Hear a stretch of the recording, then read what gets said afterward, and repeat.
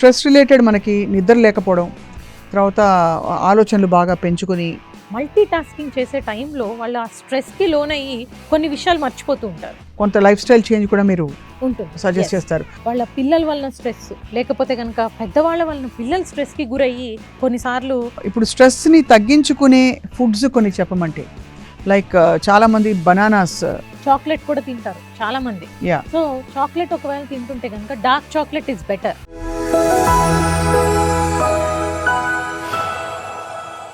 ఇది కేవలం సమాచారంగా మాత్రమే భావించండి. వైద్య నిపుణులను సంప్రదించండి. సడన్ గా లేచి నడుస్తున్నప్పుడు తలలో పార్షియల్గా తిమ్మిర్లు ఎక్కుతున్నట్టు అవుతుంది. అది ఎందుకు అవుతుంది డాక్టర్ గారు? Is it because of stress? అది అన్ని వేళలా అవ్వకపోవచ్చు.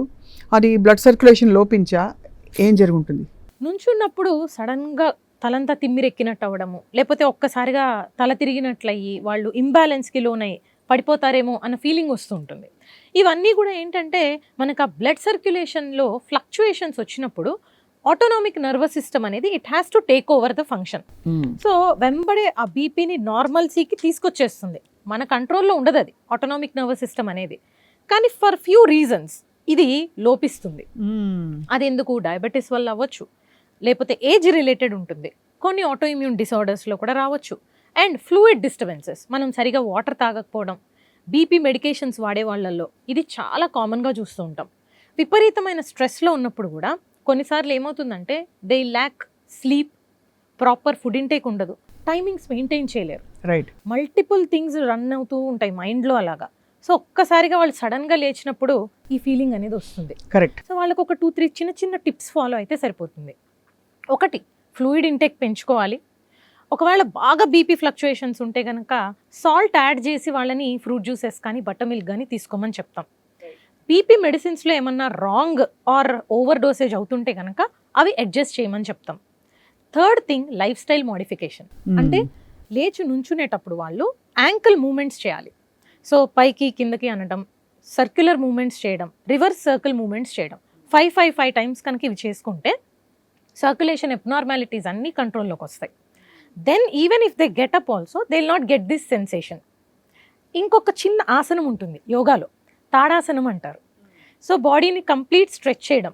దీని మీద నేను స్టూడెంట్గా ఉన్నప్పుడు we have done a research. So ఇలా నుంచోగానే కళ్ళు తిరిగి పడిపోయే వాళ్ళలో అలాంటి కండిషన్స్ ఉన్నప్పుడు ఈ ఆసనం చేపిస్తే దే బికేమ్ రియలీ బెటర్.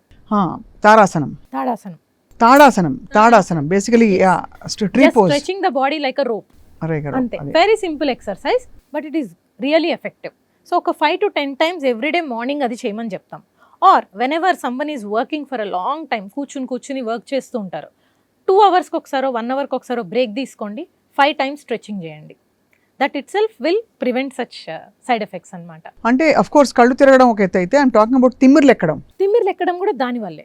అవుతుంది. బ్లడ్ సర్క్యులేషన్ అనేది అబ్నార్మల్ అయ్యి అలా తిమ్మిరెక్కినట్లు అవుతుంది, అది, లేదా కళ్ళు తిరిగినట్లు. సో ఈ రెండిటికి కూడా this is the best remedies. Stress related మనకి నిద్ర లేకపోవడం, తర్వాత ఆలోచనలు బాగా పెంచుకొని అనవసరంగా రియాలిటీ నుంచి దూరంగా వెళ్ళిపోవడం, అండ్ అలాగే న్యూరల్ పాత్వేస్లో మనకి బ్రెయిన్ కాగ్నిటివ్ స్కిల్స్ కనుక ఎఫెక్ట్ అయ్యే ఇవి ఉంటే కనుక స్ట్రెస్ వల్ల అది కూడా అవుతుందా? ఎస్ అండి, చాలా మంది ఇప్పుడు సూడో డిమెన్షియా అని ప్రెజెంట్ అవుతారు మా దగ్గరికి. అంటే నాకేం గుర్తుండట్లేదు అంటారు. సో యాక్చువల్లీ మనం కనుక అసెస్ చేసి చూస్తే వాళ్ళలో స్కోర్స్ అన్నీ చాలా బాగుంటాయి. సో మరి నీకు ఇంకేం గుర్తుండట్లేదమ్మా అంటే మల్టీ టాస్కింగ్ చేసే టైంలో వాళ్ళు ఆ స్ట్రెస్కి లోనయ్యి కొన్ని విషయాలు మర్చిపోతూ ఉంటారు. కరెక్ట్. మనం కనుక గమనిస్తే మోస్ట్ ఇంపార్టెంట్ థింగ్స్ ఖచ్చితంగా బ్రెయిన్ ఎలాగోలా గుర్తుపెట్టుకోవడానికి ట్రై చేస్తుంది. అన్ఇంపార్టెంట్ లేకపోతే కనుక సెకండరీ ఏవైతే ఉంటాయో మన ప్రయారిటీ లిస్ట్లో లేనివి, వెనకబడ్డవి, అవి మర్చిపోతూ ఉంటాం కామన్గా. సో ఆ స్ట్రెస్ మేనేజ్మెంట్లో ఏదర్ మనం స్ట్రెస్ తగ్గించుకున్నా సరిపోతుంది, లిస్ట్ రాసుకున్నా సరిపోతుంది. కరెక్ట్. దానికి అనవసరంగా గాబరాబడి అసలు గుర్తుండట్లేదని ఇంకొంచెం ఎక్కువ స్ట్రెస్ చేసుకోవడం కరెక్ట్ కాదు. అండ్ ఈ స్ట్రెస్ వల్ల ఏమవుతుందంటేనండి స్ట్రోక్ కూడా వస్తూ ఉంటాయి. చిన్న మెదడులోని బ్లడ్ సప్లై తగ్గిపోవటం వల్ల ఆ మెమరీ ఏరియాస్ ఏవైతే ఉంటాయో వాటిలో చిన్న స్ట్రోక్స్ వచ్చినా కూడా it will have a long term impact on the memory. అది తెలుస్తుందా అలా చిన్న స్ట్రోక్ వచ్చినప్పుడు? సో చిన్న స్ట్రోక్స్ వస్తే మనకి అయితే సిమ్టమ్స్ బయటకు వస్తాయి. లేదు అంటే రొటీన్గా ఎవరన్నా కనుక ఏదో హెడేక్ కోసమో దేనికోసమో బ్రెయిన్ స్కాన్ చేసినప్పుడు ఖచ్చితంగా బయటపడతాయి ఇలా స్ట్రోక్ వచ్చింది అని. కొంతమందిలో సైలెంట్ స్ట్రోక్స్ వస్తూ ఉంటాయి. వాళ్ళు వచ్చేది ఫస్ట్ టైం మనకేదో హెడేక్ అనో గిడ్డినెస్ అనో మందులు ఇస్తుంటే తగ్గట్లేదు ఏంటి అన్న అనుమానం వచ్చి మనం స్కాన్ చేసామనుకోండి, వాళ్ళలో కొన్ని స్మాల్ స్ట్రోక్స్ ఉంటాయి, సైలెంట్ స్ట్రోక్స్ ఉంటాయి. సో ఇలా ఉన్న వాళ్ళలో మల్టిపుల్ ప్లేసెస్లో కనుక మనకి స్ట్రోక్స్ కనపడుతుంటే డెఫినెట్గా over a long term memory అనేది తగ్గిపోతుంది వాళ్ళకి. సో మొత్తం మీద అయితే ఇదంతా ఫండమెంటల్గా స్ట్రెస్ మేనేజ్మెంట్ నుంచి మొదలయ్యే ఉత్పన్నమయ్యే మెడికల్ సమస్యల గురించి మాట్లాడాం మనం. కరెక్ట్. ఈ డిప్రెషన్లు ఇవి సరే కౌన్సిలింగ్ కాకుండా ఒక్కొక్కసారి క్లినికల్ ఎవాల్యుయేషన్ అండ్ కొంత లైఫ్ స్టైల్ చేంజ్ కూడా మీరు ఉంటుంది, సజెస్ట్ చేస్తారు. న్యూరోలాజికల్ మెడిసిన్స్ ఉంటాయండి, ఫర్ ఎగ్జాంపుల్ ప్రెగాబలిన్ వాడతారు కొంతమంది. అవును, yeah. So most of the neurological drugs మనం ఏవైతే రొటీన్గా అందరు ప్రిస్క్రైబ్ చేసేస్తారో వెయిట్ గెయిన్ ఉంటుంది బాగా వాటికి. సో మేమేం చెప్తామంటే చాలా తక్కువ రోజుల పాటు ఆ మెడిసిన్స్ మీద డిపెండ్ అవ్వాలి. మిగతా టైం మొత్తము వీలైనంత కౌన్సిలింగ్ ద్వారా పర్సనాలిటీలో ఏమైనా చేంజెస్ తీసుకురాగలుగుతామా, ఎన్వైరన్మెంటల్ చేంజెస్ కొన్నిసార్లు అయితే ఫ్యామిలీ కౌన్సిలింగ్ కూడా ఇవ్వాల్సి వస్తుంది. రైట్. ఎందుకు? సో వాళ్ళ పిల్లల వలన స్ట్రెస్, లేకపోతే కనుక పెద్దవాళ్ళ వలన పిల్లల స్ట్రెస్కి గురయ్యి కొన్నిసార్లు ఈవెన్ 7-8 ఇయర్స్ కిడ్స్కి కూడా మనం యాంటీ యాంగ్జైటీ డ్రగ్స్ స్టార్ట్ చేయాల్సిన పరిస్థితి కనిపిస్తుంది. సో పేరెంట్స్ ఇద్దరు వర్కింగ్ ఉండి వాళ్ళు స్ట్రెస్ మొత్తము తీసుకొచ్చి పిల్లల మీద పెట్టడంతో కూడా they are going through lot of trouble అనమాట. రైట్. సో ఇలా ఉన్న సిచ్యువేషన్లో మనము మెడిసిన్స్ మీద డిపెండ్ అవటం కంటే కూడా కౌన్సిలింగ్ అండ్ ఈ స్ట్రెస్ రిలీవింగ్ మెథడ్స్ ఏవైతే మనము అవుటింగ్స్కి వెళ్ళడం, లేకపోతే సోషల్ యాక్టివిటీస్లో పార్టిసిపేట్ చేయడం, హాబీస్ పర్స్యూ చేయడం, ఫిజికల్గా ఫిట్గా యాక్టివ్గా కనుక ఉంటే రోజు మొత్తంలో 15-20 మినిట్స్ అయినా కూడా చాలు. So that will minimise and avoid 90% of stress related diseases అండి. కరెక్ట్. సో అయితే మొత్తానికి ఇప్పుడు స్ట్రెస్ని తగ్గించుకునే ఫుడ్స్ కొన్ని చెప్పమంటే, లైక్ చాలామంది బనానాస్ అరటిపళ్ళు అంటారు, దాని సెరటోనిన్ పెంచుతుంది అని అంటారు. చాక్లెట్ కూడా తింటారు చాలా మంది. సో చాక్లెట్ ఒకవేళ తింటుంటే కనుక dark chocolate is better heart wise కానీ మిగతా క్యాలరీస్ వైజ్ కానీ చూసుకుంటే. చాలా మందికి coffee, tea is a stress reliever. So నన్ను అడిగితే మాత్రం కాఫీ బ్లాక్ కాఫీలోకి షిఫ్ట్ అవ్వండి, టీ ఉంటే కనుక గ్రీన్ టీలోకి షిఫ్ట్ అవ్వండి. That will help us in building up some antioxidants also. At the same time weight gain అవ్వకుండా they actually help for weight loss. Correct. So మనకి 2 ఆల్టర్నేటివ్స్ చూస్ చేసుకుంటే బాగుంటుంది. అండ్ దాంతోపాటుగా ఏంటంటే ఫుడ్లో మనం కనుక చూస్తే కొన్ని ఇష్టమైన రెసిపీస్ మనంతట మనం చేసుకొని కనుక తినగలిగితే అది కూడా స్ట్రెస్ రిలీవ్ చేస్తుంది. అవును, ఎక్కడో అక్కడ ఆ సైకిల్ని బ్రేక్ చేయాలి. సో బిర్యానీస్ ఉంటాయి అనుకోండి, సపోజ్ బిర్యానీస్ అంటే అందరికీ ఇష్టం, జంక్ ఫుడ్ అంటే అందరికీ ఇష్టం, కేక్స్ ఫర్ ఎగ్జాంపుల్ మన కప్ కేక్స్ లాంటివి. సో ఇవి చేసేటప్పుడే మనం కనుక దానిలో హెల్దీ రెసిపీస్ వాడామనుకో, so we'll also feel some gratification. Okay fine, నేను ఇది తిన్నాను కానీ దాంట్లో చాలా హెల్దీవన్నీ ఇంగ్రీడియంట్స్ వేసి చేశాను, ఫ్యామిలీ అందరికీ పెట్టినప్పుడు కూడా you feel lot of happiness. At the same time మనం తీసుకున్నా కూడా అవి will feel really happy. So ice creams తింటే కొంతమందికి చాలా మూడ్ ఎలివేషన్ వస్తుంది అంటారు.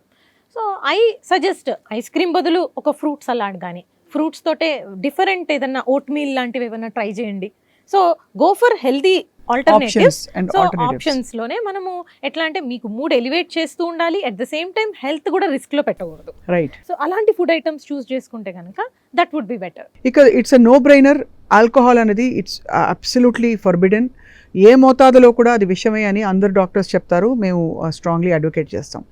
మధ్యలో ఇది healthy drinking, good for the heart అని, ఒక గ్లాస్ ఆఫ్ వైన్ అని, ఇలాంటి థియరీలు చలామణి అయ్యాయి. అవునండి, yeah. So each different alcohol will have percentages కదా. సో వైన్ ఏదైతే మీరు రెడ్ వైన్ అని చెప్తున్నారో దానిలో అరౌండ్ 6 to 8% ఆఫ్ ఆల్కహాల్ ఉంటుంది. That is usually not harmful and అంత ఎడిక్టివ్గా కూడా ఏమి ఉండదు.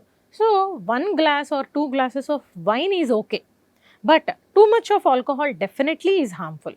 అండ్ విస్కీ కానీ వోడ్కా కానీ అవి ఏవైతే వాళ్ళు కామన్గా తీసుకుంటాము అని అంటారో, ఆల్కహాల్ కన్జ్యూమ్ చేసేవాళ్ళు 40% ఆల్కహాల్ ఉంటుంది. Right. So definitely 40% is more dangerous than 6%. Correct. So on a daily basis కంటే కూడా probably weekly once or twice you can go for it. And remaining times ఇంకా అదర్ మెథడ్స్ కూడా ఉన్నాయి కదా. అంటే అదే పని కట్టుకుని ఇప్పుడు వెళ్ళి అదే దట్స్ నాట్ ది ఇంటెన్షన్. కానీ స్ట్రెస్ రిలీఫ్ కోసం, హెల్దీ హార్ట్ కోసం హార్ట్ హెల్దీ లిస్ట్లో ఇది కూడా కొంత వెస్ట్లో వచ్చింది, ఇది వెస్టర్న్ ఫిలాసఫీ నుంచి వచ్చింది. డెఫినెట్లీ అండి. సో వెస్టర్న్ కంట్రీస్లో వాళ్ళకి they use it more for the environmental climatic కండిషన్స్కి కూడా, బికాస్ So, వెదర్ వాళ్ళ లైఫ్ స్టైల్కి వాళ్ళ అట్మాస్ఫియర్కి అది సూట్ అవుతుంది. కరెక్ట్. మనకి ఇక్కడ ఆల్రెడీ ఇంత హాట్ అండ్ హ్యూమిడ్ క్లైమేట్లో ఉన్నప్పుడు alcohol will cause more of dehydration. Correct. So liver and kidney abnormalities, heart failure కూడా తొందరగా వచ్చేసే అవకాశం ఉంది. And India is the diabetes capital of the world. అమ్మో. So alcohol will again cause an imbalance in the diabetes. అదే మనకి సాత్విక ఆహారం ఉండే ప్రైమరీలీ వెజిటేరియన్ కంట్రీ అని చెప్పుకునే మన దేశంలో మనకి unfortunately lot of modifications have to, even in the yeah. Dietary habits. So మొత్తానికి డాక్టర్ నివేదిత, స్ట్రెస్ చాలా పెద్ద అంశం మన ఆరోగ్యాన్ని శాసించడంలో. Correct. కాబట్టి స్ట్రెస్ని మేనేజ్ చేయడం అంత ఉత్తమమైన ఏంటి ప్రిస్క్రిప్షన్ లేదని మీరు చెప్తున్నారు. Through diet, is better than cure. Absolutely, through diet, through exercise, through right thinking, positive thinking, and అన్నిటికంటే మించి మంచి నిద్ర. Follow our heart, Follow your hobbies కానీ ఏదంటే అది. సో మనకి ఏది నచ్చుతుందో ఆ యాక్టివిటీస్ చేయడం అనేది it's very important. Thank you so much for చాలా మంచి విషయాలు చెప్పారు ఈరోజు. Unlike a very clinical interview, ఇవాళ చాలా సహజ సిద్ధంగా మనకి జరిగే విషయాల గురించి మాట్లాడాం, అండ్ అలాగే చేయవలసిన చిన్న చిన్న మార్పుల గురించి కూడా మాట్లాడాం. Thank you doctor Nivedita. Thank you అండి. యా.